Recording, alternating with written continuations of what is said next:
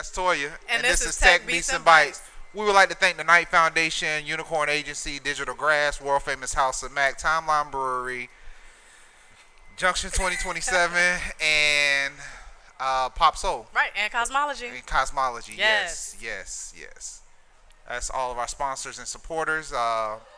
We are here for one of our first episodes of what we're calling double headers. Yep. We'll be asking some of the same questions, 2 males, 2 females, different industries, to see how they respond, see what's in line and to see what's different. So some of the questions will repeat, some of the questions won't, but it's still specific to it. So, gentlemen, we have had some problems with people in the past not understanding what 60-second to 2-minute intros actually mean. So if you could, keep it short. Please do us the honor of telling us about your company and what your company does in 2 minutes and introducing yourself. And talking to the mic, too. Okay. I guess I'll go first. Good evening, everyone. My name is Kevin Michael. The managing partner, co-founder of Invisio. What Invisio is, we're an outsourced IT services company, really focused on serving organizations that don't have in-house IT staff. So a lot of our customers really cover the entire gamut of South Florida in terms of industry. And what we're doing for those folks are, we're handling their day-to-day IT operations, network support, help desk, server, email, really everything. What I define as everything that has a digital pulse in your business. We support it, we set it up, and we manage it on behalf of those customers. So that's what we do as a company. Very excited to be here with Tech Beats and Bytes. So looking forward to the discussion tonight. Awesome. Fantastic. The audience may not have heard what you said, but everybody, people watching live. Yeah. Okay. Y'all heard what he said, right? Okay, cool. They'll catch it through the answers. Yeah. You just do a lot of cool stuff. We're hooking up a lot of cool computers for a lot of cool people. Right. Y'all got to learn how to shorten IT. You said 2 minutes, so You're going to use all 2 minutes, right? For sure, yeah. All right. Yeah. Go ahead, John. Oh, can you guys hear me? Yeah, it was my fault. I just didn't unpress the mute button. Oh, okay. It's all good. It's all good. Two in a row. Thank you guys for the invite. I appreciate it. My name is John D. Saunders. I'm a digital marketing strategist at 2FroChicks. So quick, short and sweet, we focus on digital marketing strategies for companies. So we really focus on SEO, website development, and we tailor those marketing strategies to the companies that we're helping. We really try to be forward-thinking and use content marketing as a catalyst to really provide value and make sure that people understand what you do, what you provide, and how you can get that out to your consumer. And boom, that's your spiel. Oh, and blackwallet.org is a side hustle, financial literacy blog. Check it out. Make sure you guys connect with us. That's what's up. All right. So we've talked about it. We won't get into it too much, but we went back to the heart of entrepreneurship. We took a break from 45 because it was the same mistakes every week. So right, we got caught in the back. Yeah, we was getting sucked into it because we would come every Monday with our emotions. So we said, new spot, let's change the format. So our goal is to educate entrepreneurs in innovation, technology, and entrepreneurship. We really want to educate people. So we try to talk to people that own their companies or looking to own a company, start up a company, new companies, and just kind of give information that we can share. And then we do get into some juicy stuff every once in a while. Current events, I like sprinkle it in. Yeah, a little bit, but not a focus. But Kevin and John, both of you guys deal with something that a lot of people think is either, I would say, almost like the playbook that is written, or they feel there's this guide to just follow. Like, oh, he's just setting up computers, he's just setting up a network. It's not really as much of a structure to it and it's specialized. Or, oh, he's doing social media marketing. He's probably following the same book for every client and it just works. Can you explain the importance of infrastructure when building your business in the beginning? Because you guys kind of have I would say, a routine at this point. But Kevin, I remember 5 years ago when you were just getting going when Marlon introduced us. And Marlon Hill was one of your first clients. And John, when I met you, it was more so on the crypto side. Yeah, but then I learned about your marketing side. So can you guys just explain your importance of infrastructure when starting a business? All right. So first off, that was like almost 10 years ago. Yeah, you're right. Right. So time. Wow, we have known each other for a long time. We've known each other for a hot minute. So I would just say in terms I just didn't want to say how old I was. That was a long time. No, just like, come on, man. You see those gray hairs? Long time. You wasn't supposed to enforce the age, my brother.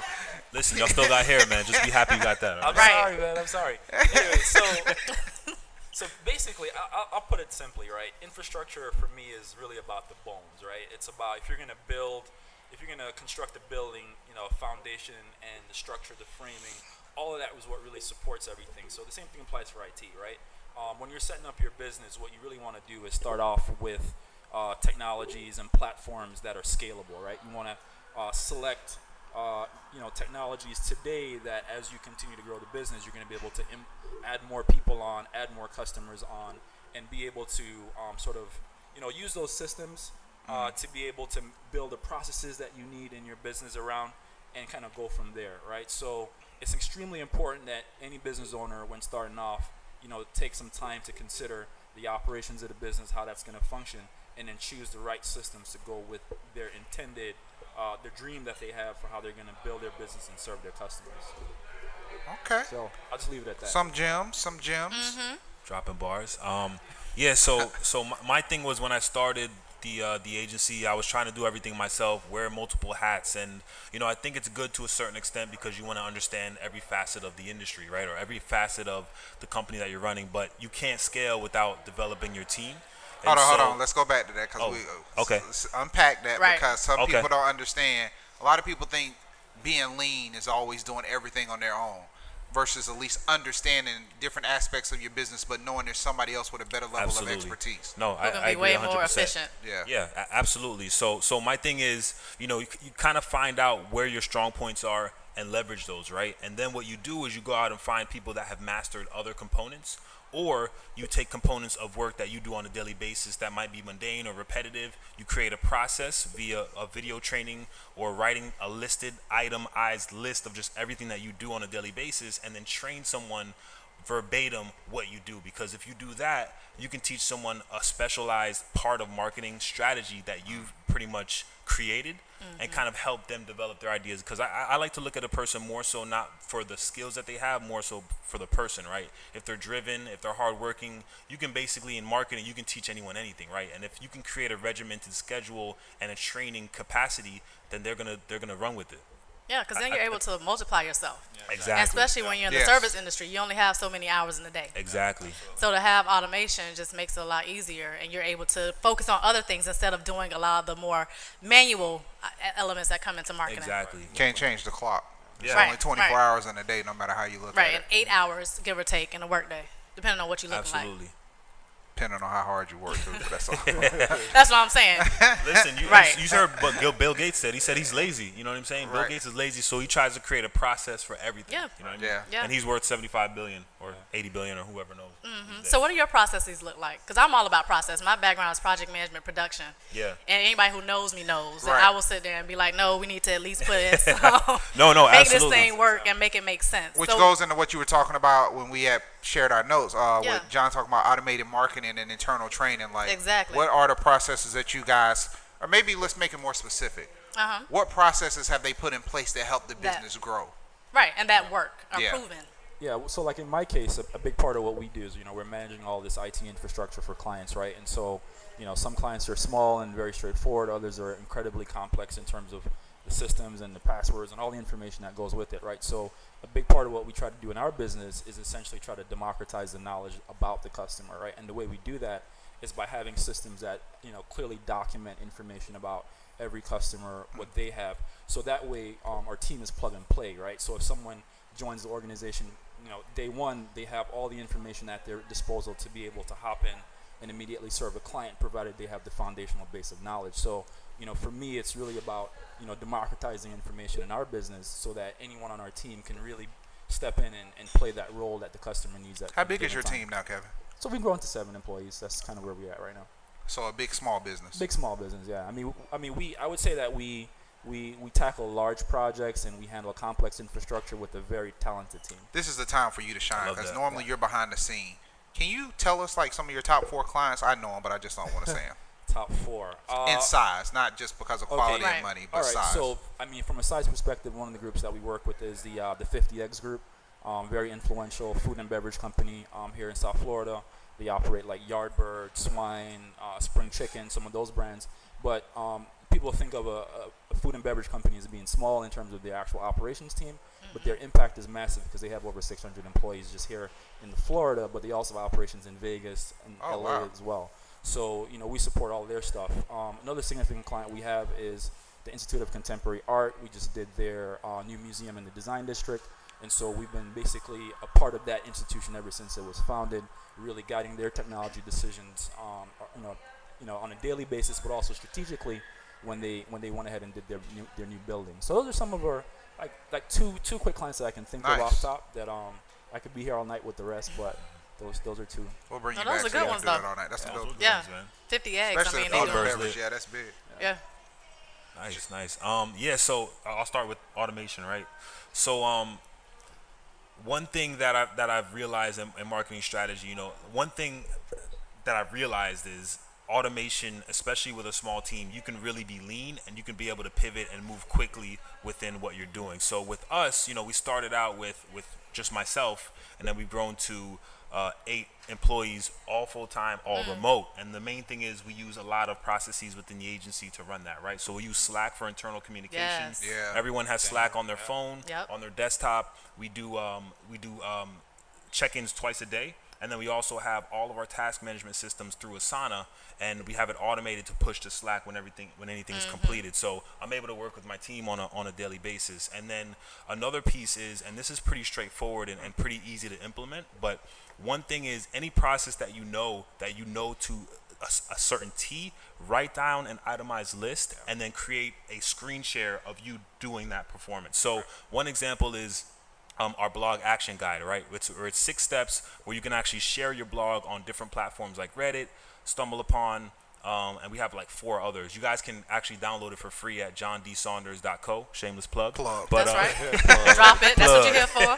Plug. But we literally made like a video training and a Google Sheet, and you go in there, you can complete everything. I go in there and I make sure everything's done and finished, and it's finished. So this is not in our notes, but since you brought it up, what is the problem with certain people not wanting to share resources? Understand that it doesn't always, because you've always called me, Kevin, when you know something, you share the information. John, you just pretty much told people how to improve their marketing companies, whether they picked up on Free it or not. tools. Yeah, like why does it Bars, seem like bars. people are so restrictive to sharing knowledge and sharing information these days? Well, I think people somehow have this notion that by hoarding knowledge and information, it makes them more powerful. Exactly. And I think in reality, collaboration is what really wins at the end of the day. Soundbite. So I can say, like in our industry, Bars. Nice tweetable. Like in our industry, right? A lot of customers will think, oh well, I'm going to hire this IT guy and he's so much better than the next IT guy. And everyone has their own differentiating factors, but a lot of them don't know that at the end of the month, end of the quarter, I'm in the room with 30, 40 other IT company owners, and we're sitting talking shop, right? And so, by sharing information, we're able to be more powerful to our market, right? So I think that, it's a misguided notion to think that by hoarding information, you're more successful, or you got something that somebody else can't have. Yeah. Just in case, guys, if you didn't pick up on exactly what I was trying to say, go watch Black Panther. Right, but I was going to add, too, to that. I think that brands and companies that understand the idea of thought leadership, they share information. They share white papers. They share tools. They share fact sheets. And they give information because they understand the value that if you like my info, then you'll come to me and become a client.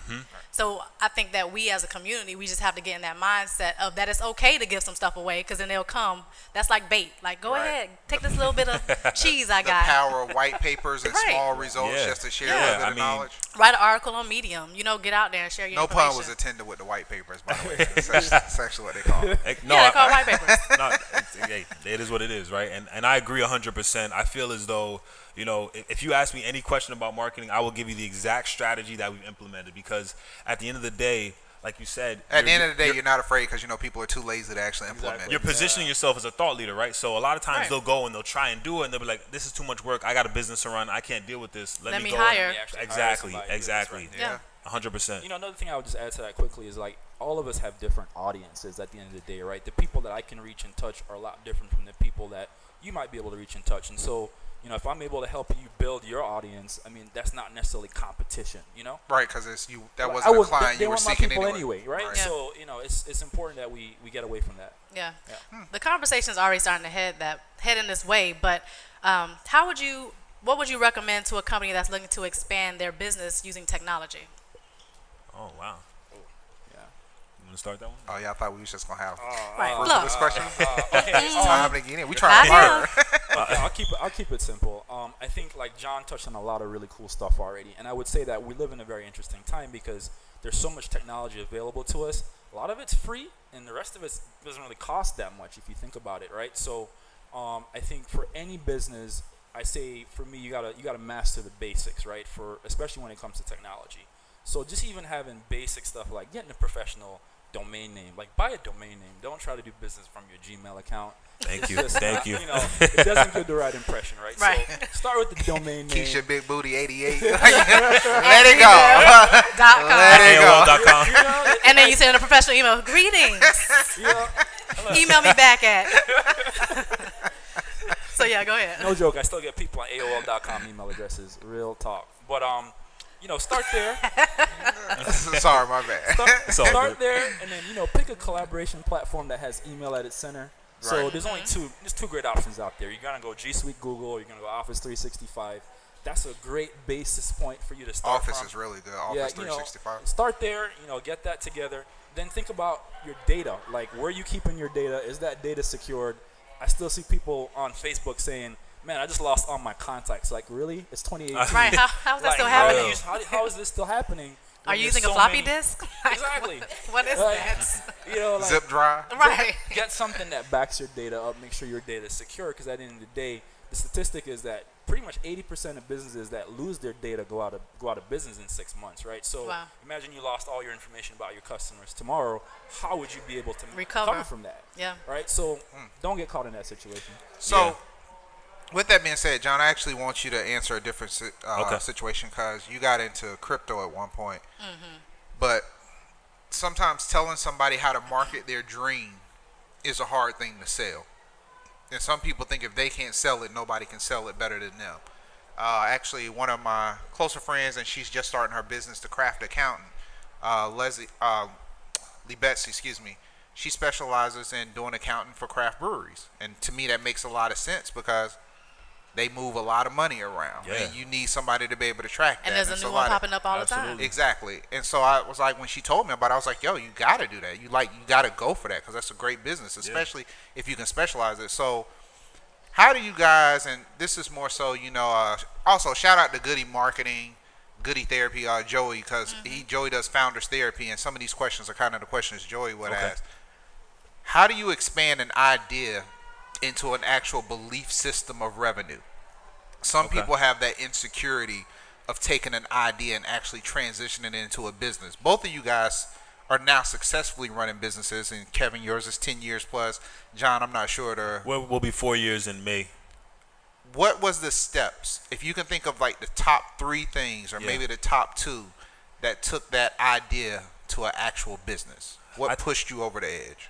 I think one, you have to start before you're really ready, because a lot of times what happens is people get kind of stuck in the minutia of, I have to have this ready, I have to have this ready. I think you need to have a viable product. You have to make sure your product is up to par, but you need to go in early to test the market, right? See what people are saying. Get like giving away free popcorn when you're doing a talk show. Bro, this is perfect, man. This is actually the perfect example because you're giving it away to people, right? You're telling them you have to share, you have to mention us. You're creating that organic social capital, right? So that's one of the first things. Plus, I ain't paying y'all to tweet nothing, but I got to. Exactly, and secondly, I do think that your brand has to have a solid message and foundation, right? You have to have a clean website. You have to have a dedicated domain name. Say that one part again about a clean web. Just say that one part. A clean website. Clean. What does that mean? Yeah, explain that to people. So a clean website, listen, it's not 1999. You can't have 14 pop-ups and 75 different colors. Right, a whole bunch of tags. Exactly. We're living in the age of bootstrap where you can create a brand and do all these things for a very low cost using the internet, right? So the main thing is you need to have a website presence, and then you can start to build your social media organically. You can create a Facebook group and kind of create a network of individuals that'll give you feedback and information. You can create a social media platform, and I know I'm rambling on a little bit, but that's okay. I think that the main component is to create a solid brand and then jump in ahead of when you're truly ready. So, Kevin, for you especially, I mean, IT is not one of those things that everybody can do because it's a very meticulous process. What was like the 2 things where you knew this is the route you were going to go? Oh man, that's a really interesting question. I think I started when I was 22, going on 23. So I think I had the benefit of. It's like every time you get a chance to tell me how young he is, he just want to push it. But so to be clear, you started your business. Started the business, yeah. Okay. I was fresh out the womb, and you know, my mama gave me a PlayStation. I just graduated. No, I didn't. I'm not go there. And I feel like I had the benefit of not knowing what I didn't know, right? Which is I just jumped in, you know, with no real fear of, you know, what would happen if I fail. I felt worst case scenario, I'd just go back to work, right? And so I think that having the mindset that, you know, like John said, that you're really just putting yourself out there and testing something is what matters. Because, you know, when we went to market, we learned pretty quickly that all the great ideas that we had put down on paper were bad. Well, probably like half of them were probably bad, and the rest we weren't actually ready for, right? So I think it's just about being willing to test something and then go from there. And because we're in a B2B space where everything is relationship driven, I think you just have to put yourself out there. You need to have no fear of walking up to somebody and saying, hi, this is who I am, this is what I have to offer, and just doing that again and again and again and again with the realization that you can get a lot of no's, and that what really matters is that 1 or 2 yeses that you're going to get that'll take you to the next level. Kevin, we did Goldman Sachs 10,000 Small Businesses together. Yeah.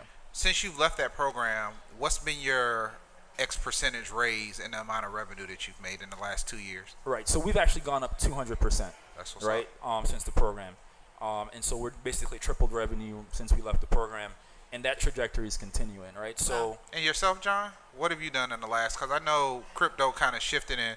Yeah. Certain things will make people believe in you a little bit more. What's happened for you in the last, I would say, the last 6 months since crypto? How has that changed your business? Crypto was kind of another side hustle that I was doing, and you know, I got in pretty early. About 3 years ago, I was just investing in Bitcoin, and I kind of just held on to it.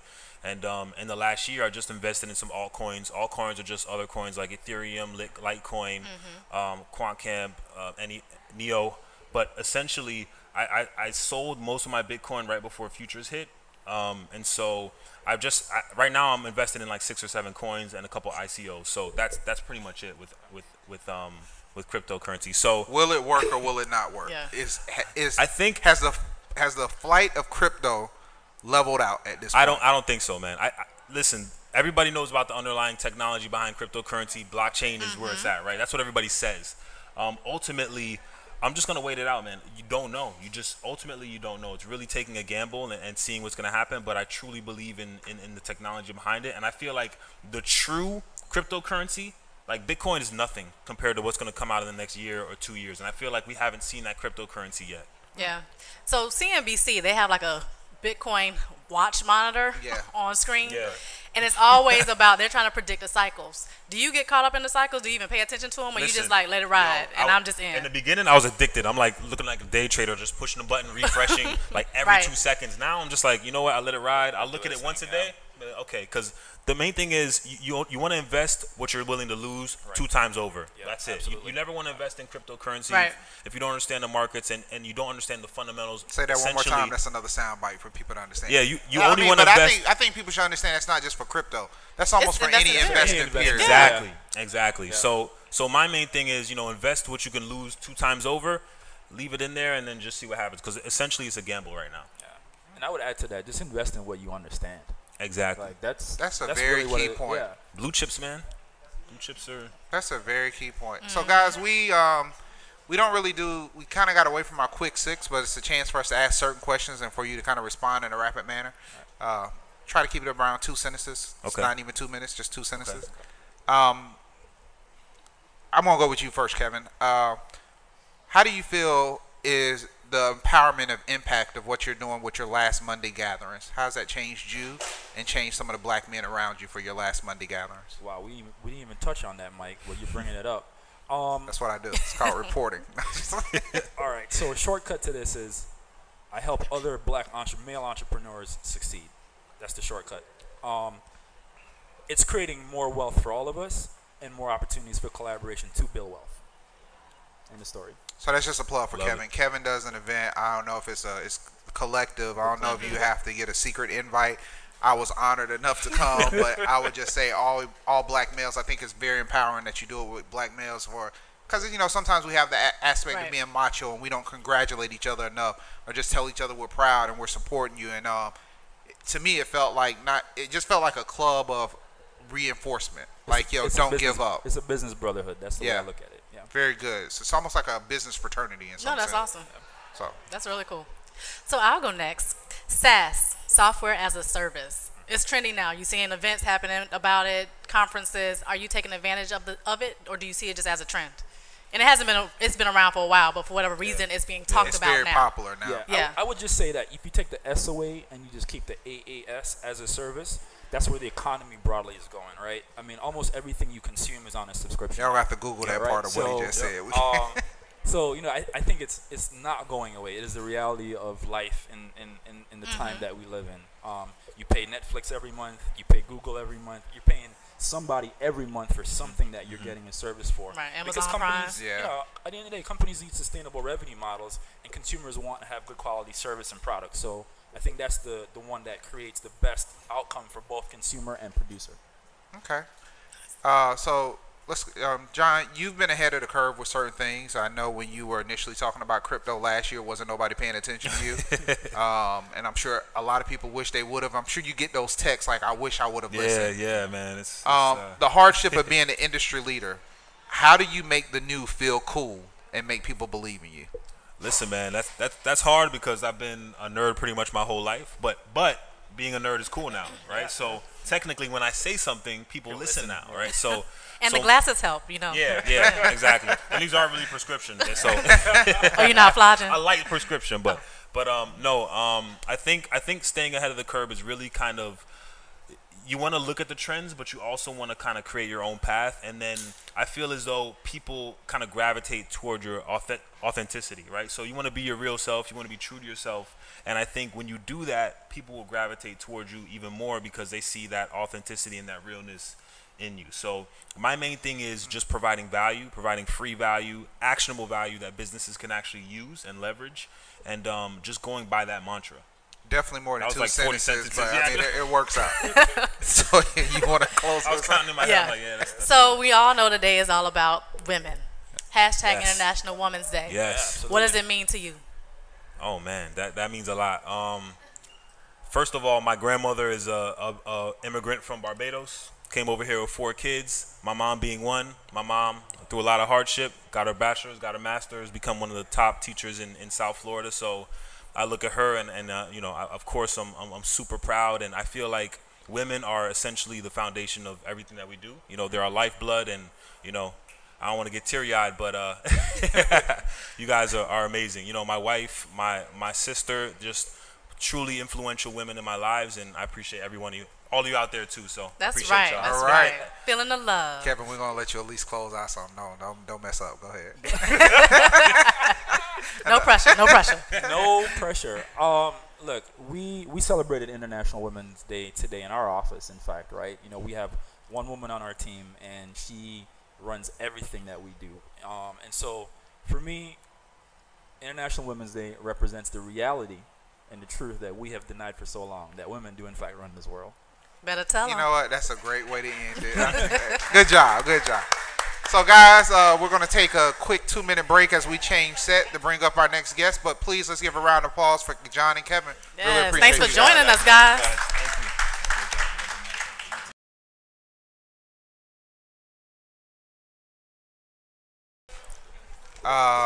you. Quick set change. So, part 2 for our doubleheader. We now have Nicky and Audia. 2FroChicks? Right? Yes, that's correct. 2FroChicks. Literally. They wear it well. Thank you. Yeah. So, ladies, if you could please introduce yourselves. Tell us what you do. You know the drill. Y'all heard it. 2 minutes. Keep it at 2 minutes. We would rather people research you than to talk about everything you do on the show. Well, you're going to have to stop me. So, Talking to the Talk mic. to the mic. You'll have to stop me in 2 minutes. 2FroChicks, basically, we blog about natural hair, travel, and we kind of like to do it with our froze out, because I don't think there's a whole bunch of kinky, curly-haired women that show that we do more things than just talk about hair. So we talk about fashion, style. We really have our own sense of style, obviously. A lot of DIYs. Yeah. Do it yourselves. As far as So your y'all are like products and- YouTube queens? Is that what we're getting to? I like the word queen. You can use that. I'm definitely gonna call you a queen. Thank you. Appreciate it. We'll call you a queen. But yeah, we do YouTube. We have our own blog. We talk about hair and all that good stuff too. But we love to talk about food, for instance, like healthy eating and all that good stuff. So, but our background it's based on hair because it goes way back to learning who we are as being natural and being melanated. So, so that's basically where 2FroChicks began is hair and being melanated. Right. 2 minutes? Was that 2 minutes? Melanated. Okay. Right. And I was going to say with the melanated, you know, melanin popping, that's a hashtag that you see all the time, right? It sure is. We use it quite and often. it wasn't around before. So what does that mean to you guys? Being bloggers, social media influencers, and people embracing melanin. Well, 2008 is when I felt this urge to want to go natural. I had the black girl perm. So the black girl perm is with the lye, with the chemicals to make it straighten, to make it permanently straight.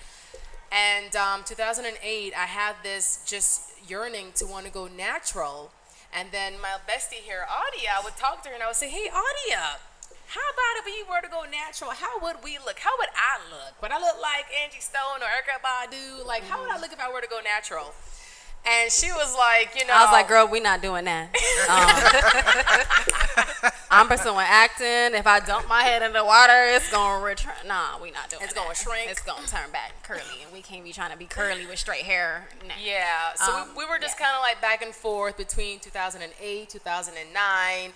And then 2010, in January 2010, we said, you know what? We're just going to go natural. We're just going to do it. So at the time, I was in South Florida and Audia was in California. So she was 3 hours behind Audia Holiday. That's the name y'all want to look up. Audia Holiday. Yeah. That is my stage name. I can't do it. So 2010 is when our natural hair journey started. And it's when... we did a lot of research. Like we were on YouTube every day looking up different women, which there weren't like a lot. Now. There's a billion of But back then we would search and there was like, and you had more forums. They don't have those forums anymore, but you had like those chat rooms. I remember that forum. So back in 2010, certain questions. Like, look, what's going on?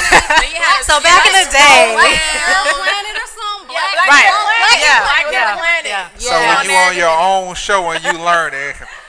Yeah, it was like necessity back then. It was trying to find tutorials. I mean, I had locks back then. Okay, but locks are so different though. As far as I was trying to be a part of it. Conversation. It's okay. Trying to be relatable. You was on the forum, Mike, with your locks. You were not on the forum. Let's keep it I just wanted you to bring me in. I was just trying to come in.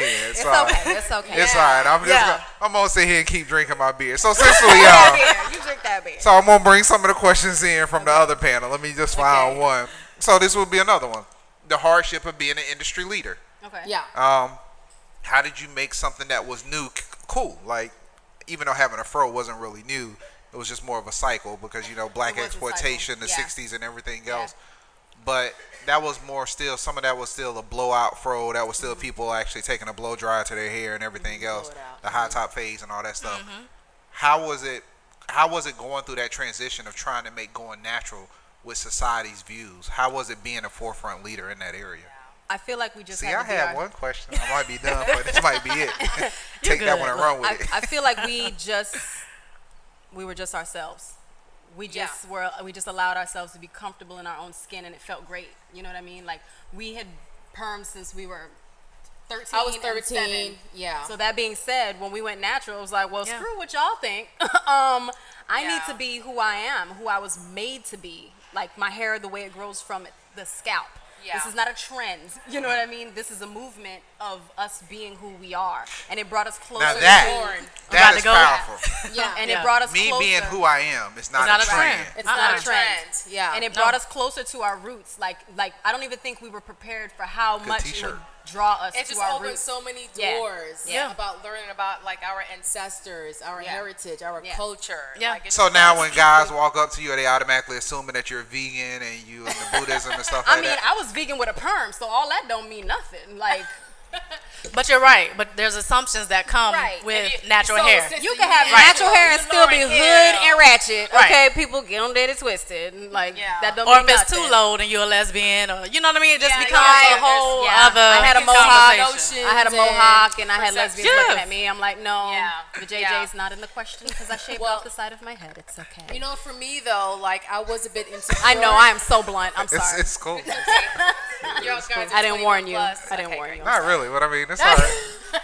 No, for me though, I was a bit insecure in the beginning about going natural.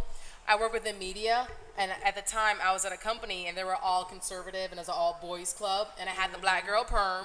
So black girl perm is, you know, with the chemicals, with the lye, and all that stuff, and I was so scared to be myself because of what they would think about me.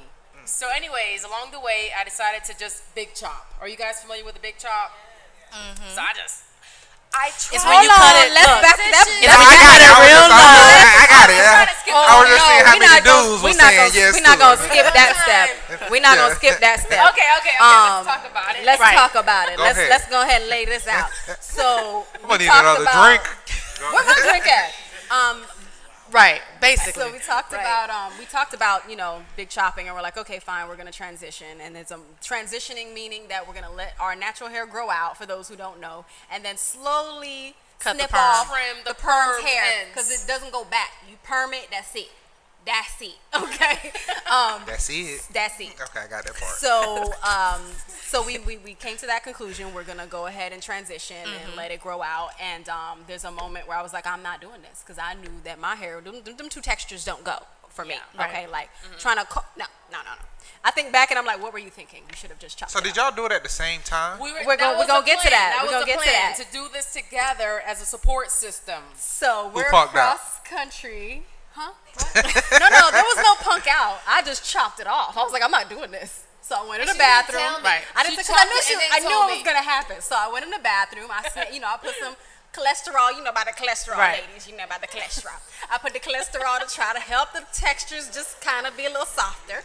And then I just, I snipped off the little back piece. I took a deep breath. I couldn't breathe. And then I was like, oh, by the way, she thought she was Aaliyah back in middle school, high school. So she had the little swoop with the long permed hair. So, yeah. Am I supposed to change? Are you supposed to? Anyway, I had my little silver, little chrome top. With a little baggy pants. With my boxers on. Right. And my baggy pants can tell me nothing. Honey, that perm was laid. Okay, you hear me? With like the part. My mom's a For those watching, laid means properly in place. That explains so much. I mean, don't try to comb it up. Idioms. Cultural alert. Laid means. Right. Hashtag. That term was just okay. Just means in place. It was tight. It was tight. Right.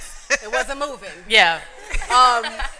So anyways, I went in the bathroom. I started chopping it off, and I haven't looked back. I mean, I got a lot of backlash, Are you having a Britney Spears moment? Why would you cut your hair off? It's not like it was ugly. All this craziness. It's like, I want to go natural. It's that simple. I just want my own hair.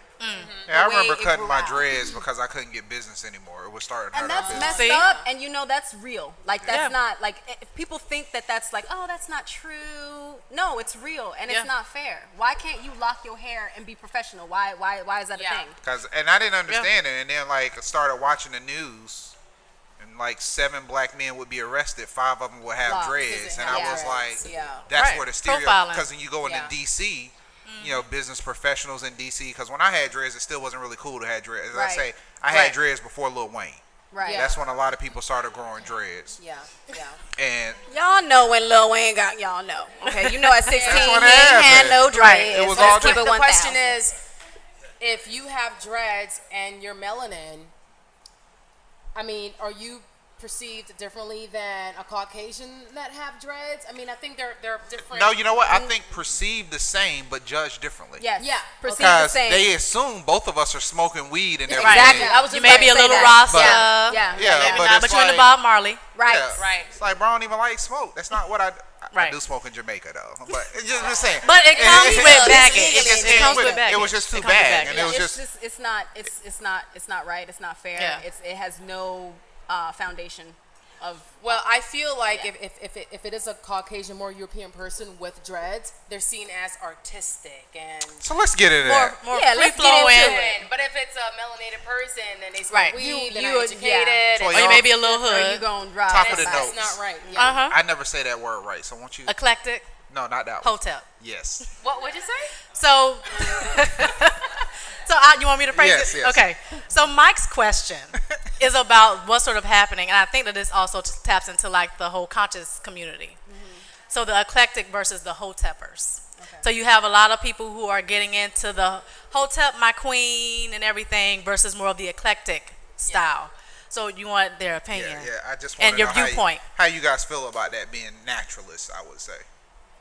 You'll need to go in a little more to hotep. I kind of have I thought I was the only one that didn't really know what the hell hotep was. So hotep is like a greeting that a lot of people who are following like Cometian sciences, so like Egyptian style information. So hotep is a part of like if you follow, like a lifestyle. Yeah. Like so it's like a greeting. It's almost saying like namaste almost. Okay, it's something along those lines. Yeah. Okay. Yeah. So your question is? I don't know. David put it up on one of his pages, and I was like, "Why you?" Our photographer was calling everybody a hotep, and I was like, "What's this all about?" Well, I don't know how he was using it, but people in the conscious community, a lot of people, they're saying that people are just throwing around hotep acting conscious, but they're really not conscious. So there's a whole. So is it like hotep versus being woke, or woke is hotep, or hotep possibly woke, possibly you just saying it for social cachet. It's like a trend. Right. Some are trending and some they're real. Exactly. So the question is, and you have a lot of people just throw it out, and it's like, but you ain't really about that life. Like, how conscious just like are how you? They're throwing out woke and conscious. Exactly. Yeah. How like woke how are you? authentic. So I think we've determined it's BS all around. Let's Right. go to the next question. So on the same lines, though, talking about YouTube, because you all do a lot of YouTube videos. Yes, that's where I was going to go. And we have Instagram celebrities. What advice would you give to people who are looking to get into those spaces? And also how to monetize, because particularly our intern Sadari that wants to do it. She's going to come talk to you guys later. So. Right. Okay. But you have a lot of. She's right there. Yeah. She's like, no, there was a lot of trial and error. Like in the we beginning, had a lot of trial and error. 2FroChicks launched in 2014, and we had no idea what we were doing. Yeah. Okay. So we started our page, but we knew to have everything synced. Yeah. Twitter, Tumblr, Facebook, Instagram, YouTube. Periscope. Yeah. Caught the name right away to make it sync across the board. So nobody don't snatch it. Yeah. So step number 1, get your names, handles the same across all make social it all media. across. Step number universal. 1. All right. What's Number next? And then now we were like, okay, what's next?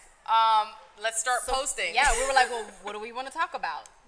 We knew we wanted to talk about hair. We knew we want to talk about hair because that's like what our initial, hair, melanin. We want to talk about clothes, fashion, but mostly style because we are more stylistas than fashionistas. We don't really go with trends. We like to create our own. You know what I mean?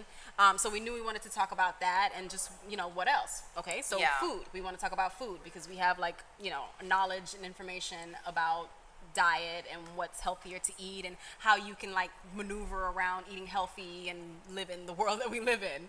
Yeah. So not to cut you off, so did you guys purposely broaden your scope to not limit your audience? Was that the aspect? Well, or was it to touch into a whole lifestyle? In the beginning, a whole lifestyle, but in the beginning we were kind of learning. Yeah, so we posted about hair and fashion at the same time, simultaneously, and then the following, it wasn't there. So we were like, okay, what are we doing wrong? So when we first started, we did about maybe 1 post per week. So frequency was it is that little huge. bit? It was like 1 or 2 per week, and we were like, okay, it's not really. We don't see any traction. There's no engagement. So I said, okay, we should do maybe 3 or 2 a day, or just increase it. And then when we increased it, the frequency with posting, then we saw that it gradually grew over time. You tapped into the algorithms. Exactly. You got better. Yeah. So we focused unintentionally. on hair. Right. Yeah. So we experimented. But at least you in tried. the beginning, and then it was just mainly hair because hair is like our, it's our baby. Yeah. And then we were like, oh, okay, that's what they like. Let's continue to focus on that. Let's focus on hair, melanin, 4C hair. There's different hair textures. There's 3, 4. Okay. Yeah. I do know that part. Okay. Making sure. I was paying attention to Miss Jessie when we had her. So silly. So we like to focus on kinkier hair. I feel like a lot of blogs, it tends to skew I can towards be biased the in loose my curls, views, the wavy light skin girls. It's like view, you know, it's hair more types, the Mike, looser. not people. Yeah. Listen, you could be light-skinned with some kanky hair, okay? Kanky, not kinky, kanky. Right? Kanky. Don't get it twisted. New word. Yeah. My word. It's definitely my word. Curly and kanky. Kanky. Yes. Kanky. So, so we just started to focus more on that and just draw awareness to that, and we saw people's response to it. You know what I mean? There were so many responses, and then we launched our YouTube page. So first was Instagram and Facebook, and then came YouTube. And then we were like, okay, let's keep going. And then we launched Curls Information. It was our first on-site activation event, and it was like a dinner and brunch with like curlies. Yeah, so we had it was 2 days. Yeah. Curlies are females with curly hair. Am I? Yeah. Yes. Or men. Hair. I was just making sure. Yeah. Yes. So Okay. yes, it was. Yeah. Yeah. For Ladies. people I got a with lot curly of hairs, for the club ladies. names and okay, go ahead. Curls ladies. and Fromation. Yes. So we saw there was a great response, and then we launched one in Miami. And then it just grew, and then Andre Walker, Hit us Oprah's up. Celebrity hairstylist, stylist. reached out to us to do For 30 years. I'm helping you. Thank you. I'm helping You you. gotta assist me. Andre? Who Who's is Andre? He has his own Like hair Oprah's care line. hairstylist, Yeah. And his own salons. Yeah. From Chicago. Yeah. So we're like, wow, Andre Walker, wow, we're doing some big Okay, so if I was reiterating this for Sundari and other people, trial and error. Yeah. Well, you don't got a trial and error because we already went through that. We got it down now. So consistency, Consistency. Yeah. then off-site activation to further to be more promote tangible, the brand. more like Yes. face-to-face, FaceTime with your audience. Okay, and then what happened after that? What was So the what next we big also step? learned is doing at least 30 hashtags that relate to, this is the big part. On that a relate post, to- or just yes, using per them post. consistently? On a post. Per, On per one post. okay. 30 hashtags that relate to the post that you have. Yeah. Now, we've 30 been to hashtags, events is that on all social media on platforms or is YouTube? Instagram specifically. Instagram mainly. Okay. Instagram is You're mainly only allowed hashtag 30. That's specific. the most. And we've been to events, and they were like talking about they gonna tell us secrets. I ain't heard a secret Like, yet. that's a secret we I was like, did hold that on, already. we know the Okay. secrets, and you ain't sharing. You And talking I have about you sharing. You ain't sharing nothing. You know what I'm talking about. Yeah, I know. So this is a big one. Shade. Yeah. Somebody made that. Sade, but I didn't call no names. Right. Being professional. Professional. Professional. My ism. It's an Audia-ism.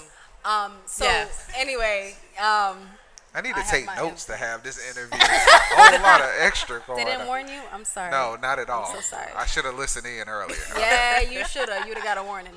But yeah, so 30 hashtags.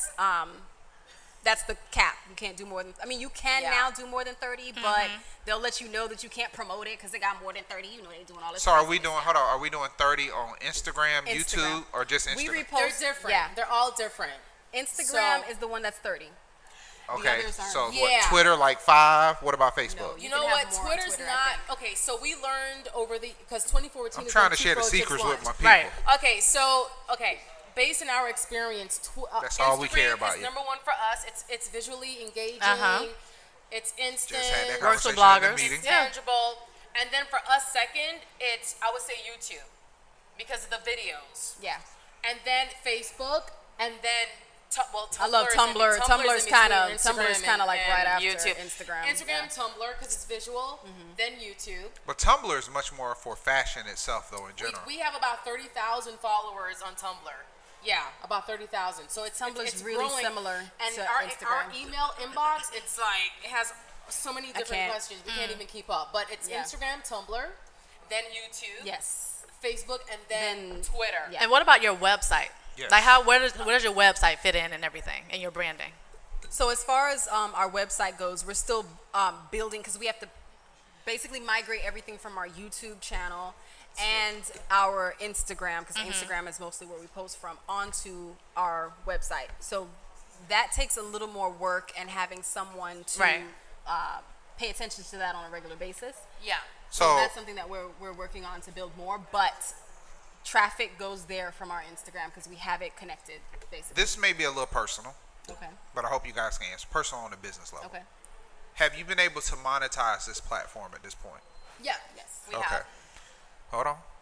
Are you monetizing it to a point that it's actually your sole breadwinner, or is it still just kind of a side hustle thing? We are working towards getting it to be the breadwinner.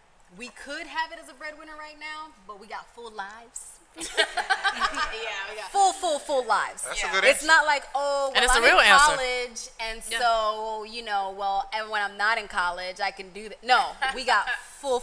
Like, we travel a lot. We travel a lot. So with that being Right. said, as a social media influencer, have you guys started working with brands? And if so, how have you engaged the brands, or have most of the brands engaged you? A lot of brands have engaged us. Yeah, Okay. they've definitely engaged us. And Do you remember that magic number? What was the number that you remember hitting as far as 50,000. It was 50,000. Now we're at Across about, all we're or at, on one platform? Instagram Instagram was specifically. 50,000. Yeah. So That's right a now good we're at number to know. 99.2 on Instagram, and that it was mainly Instagram. But so now we have a formula because I work in advertising, so everything is based on CPM, cost per thousand. Yeah. So when they hit us up, I'll say, okay, well, if you want to, if you want our rates, it's based on our CPM. Right. And then I'll say for added value, there is our Facebook and Tumblr and YouTube. And then the price, varies based on what they're looking for. It's the reason why I mentioned that. I remember Coco. What was her name? Coco. Coco? Coco Brown or whatever. She was she's an actress, black actress, does a lot of stuff with Tyler Perry. And I remember. Oh, yeah. I specifically remember she came on board with us as a client with our company Medium 4, and she told us she had to get a certain numbers of, and this was before Instagram was really popping. This was still just Twitter and Facebook, and we had to accumulate a certain amount of followers for her to be able to get certain roles in Hollywood. So that was a specific time. I'm not going to say that it's not like that right now, but at that point in time, yes, they cared a lot about. It was about 4 or 5 years ago. Yeah. 4 or 5 years ago, it was really big on how many followers do you have. And personally, for me, if that's their demand, that means that they don't got that much money. That's just me. Yeah, I mean, it was some of the bigger Hollywood roles, but I remember the reason why I asked that number because I wanted to see how much it's changed. Because at that point, her number was 20,000, and I remember we had to get her to 20,000 followers. But that's when there was less people interacting. But I do see that there are some social media influencers who have smaller numbers, but they are being, picked up by certain brands. Yeah, there's engagement. So there's different things that brands are looking for now. But I wanted to sort of tap your brains too about content creation. Yeah. Because a lot of people sort of want to become social media influencers, but they have no concept of what it takes to create the content. What does that look like for you? Photographs, video, all of that, writing, everything. It's a lot of work. It's a lot of work. I'm going to start with saying that the quality of your work is the biggest part. I wouldn't say go out and buy like a 7D camera right away because that's like a couple That's Ks. Canon 7D, You know by what the I way. mean? Yes. I'm not going to say go out and buy like, the 3K camera right away. But your quality, like your lighting and stuff like that, has a lot to do with people wanting to engage with your work. Like, yeah, I don't think you should be doing makeup without a ring light. That's like the first thing everyone should buy. Right, you need some kind of lighting, like a soft box. I mean, Amazon got prices, honey. I got my tubes for $70. Okay, like you search and you will find. Okay, but your quality is a very, very big deal. And there's people that have poor quality that have followers. So your content, like it's collective. The things you talk about, it's going to interest certain people. And if you're going to talk about certain topics, you need to be consistent with each topic so that everyone feels like the topic has been there has addressed. to be a uniform pattern. So Like for, the, sorry, go ahead. No, go ahead. So for us, like if we're talking about hair, if we're talking about relationships, if we're talking about fashion, if we're talking about food, like we need to consistently have content about that on a monthly basis. Right. So how often are you doing photos? Are you doing videos? And I'm asking because we're sort of going through that ourselves. So we have cosmology and we're releasing tools and everything. So we're like upped our game in terms of our equipment and trying to make sure that we're putting out content. So we're trying to find our sweet spot in terms of how we release content. So what are you really doing? Like on a daily basis, are you posting daily new content, or are you sort of like doing it all at once and then you schedule it out? Because some people. What platform are you talking about? Photographs or platforms, and they're all different. Oh, that's true. So what photography, video. Let's go between YouTube and Instagram. YouTube. Okay, Facebook. Okay. So for Instagram, it's once a day. You need No, at least it's once. more than once a day. At minimum. I would say minimum for you. The sweet spot would be how many? 3 to 4 times a day? If you we can. do between at least 4 to maybe up to 8 per day. We do 10 sometimes. And it's a mixture of you share? static and dynamic. Yeah. So still images with video. Awesome. Is what we do. I And was that's just about to per say you gotta day. explain People that. love videos.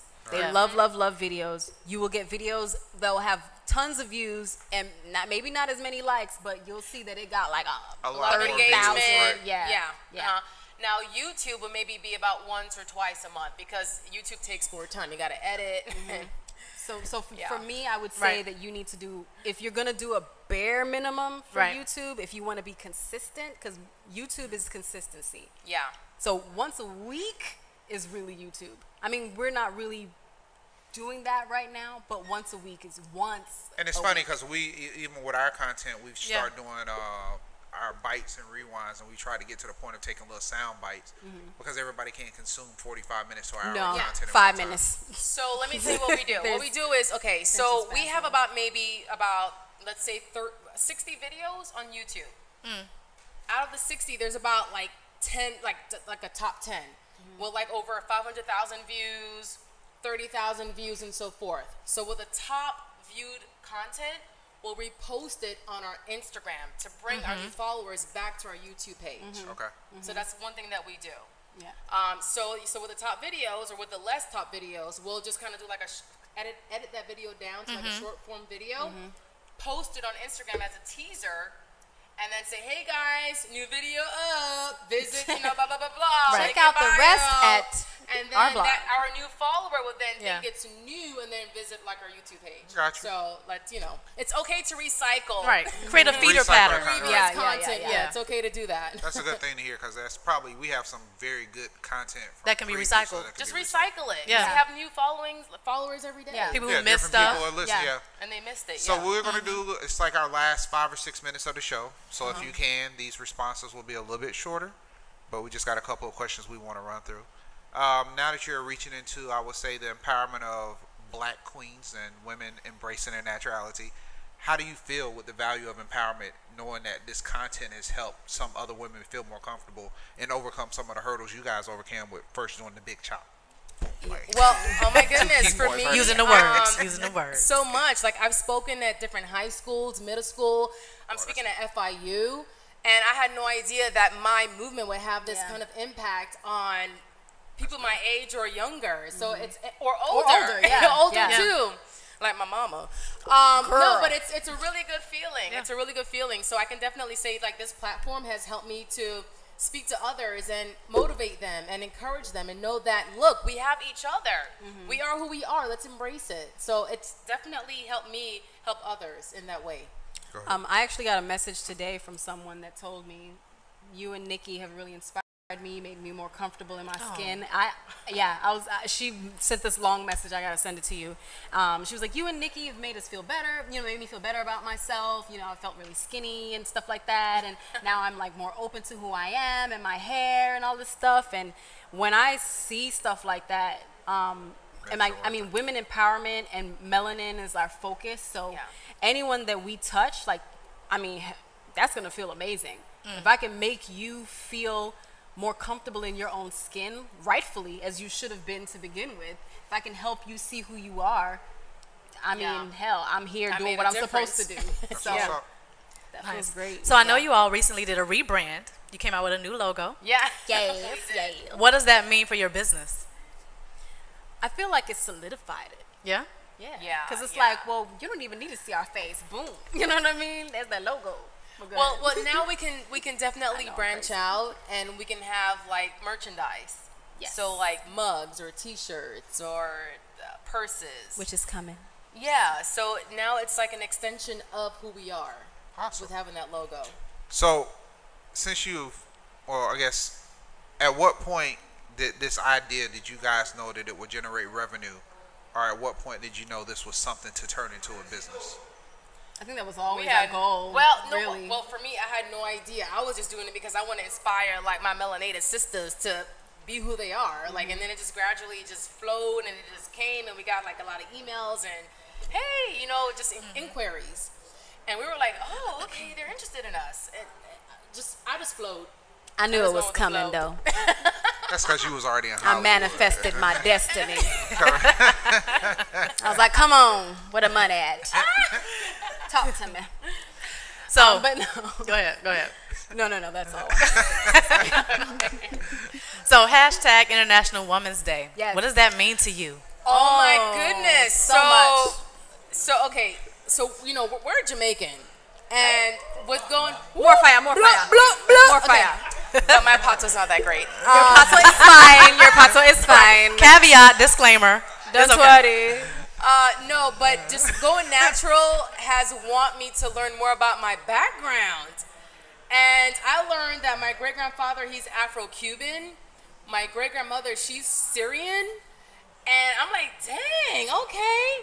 And, so because of that, like, I want to learn more now about the slave trade, about just what happened back then, how we were just all dispersed. Like, the North America, South America, Caribbean, Europe, the Caribbean. So you feeling very Wakanda-ish right now is what you're am. She's feeling global. We Wakanda everywhere. forever. Y'all see that? Y'all see that? She got Wait, let's turn the lights I on. gotta take sip my beer on that one. Maybe it's glow in the dark. Let's turn the lights down. Wakanda forever. That was fantastic, by the way. What does the hashtag mean to you? For me, when I woke up, I was like, oh yeah, I'm a woman for sure. It really hit you? You was it like, hit me. yes. I was like, God dang it. We've got a lot of work to do. I just don't want to have to walk down the street and be like, somebody trying to get me. That is what I feel like we have work left to do. We have work left to do, people. Just today made me remember that as women, our reality is still fear. And that's so sad that in this day, I still got to be like, well, I'm not going to go outside in the middle of the night and walk down the street because, parts of me is like having a little girl and you ain't going to have your child walk down the street, right, by herself. Somebody might take her. You just don't know what's going to happen. So once we get past that, I feel as a society, once we get past that, things will be a lot better for us. I do want to add to that, to kind of learn more about being melanated and having kinky hair. We traveled to Dominican Republic, and they look just like all of us in this room. Absolutely. Yep. But with the kinkies, they're not confident in being natural all the way because of the backlash. Yeah. We've been to Cuba. They look like all of us in this room. Yes. Absolutely. And they thought we was Cuban. Right. Dominican too. My Dominican sister. I was like, well, give me that discount though. Give me that Dominican sister discount. Stone out. No, but they just, I didn't see a lot of naturals. And I've been to Colombia recently, and I saw the Afro-Colombians, but it's just not. I would say in the USA or maybe parts of Europe, there's more progress, but in parts of the world, it's just not where it needs to be. Even and we're in shining Southeast light. Asia. Right. In Southeast Asia, there's a lot of skin bleaching their skin going on. Yeah. Even in India, even India, there's even Africa, bleaching going on. So it's like, getting a Sammy Sosa on. Right. Oh Lord Jesus, he look like a Neapolitan. But okay, as women, yeah, there's so much on us to conform to society's beauty standards. Yeah, and absolutely. It's just so hard, and we want to just try to help change that. Right. So, love that, and that's so so work much that needs to be done. So for our blog, like we post every shade of melanin. Yeah. We focus a lot on chocolate skin because I feel like they need all the love and attention. Yeah. Because first of all, they beautiful. Okay. Right. Second of all, because of the world that we're in that teaches chocolate that they're not beautiful, I feel like we got to overcompensate to let them know. And they're not muses. Right. They're not muses. They are who they are, and they're beautiful in their own skin. Point blank, period. And I think being beautiful in your own skin is a good way to end the show. And with this being International Women's Day, I would like to give a shout out to my grandmother, who was one of the main people that raised me. I had a good conversation with her driving down today. So we do know the importance and the value of women. So, and also to the women of Digital Grass, Alicia Daniels, Sadar Harris, Latoya Stirrup, Rosie, and Quadira, who is getting ready to have her daughter this year. So another beautiful woman coming into the world. So we want to say thank you to you guys for being on the show. Thank you to everybody for joining us and watching Tech Beats and Bytes, and we'll see you all next week. Next week. Thank you.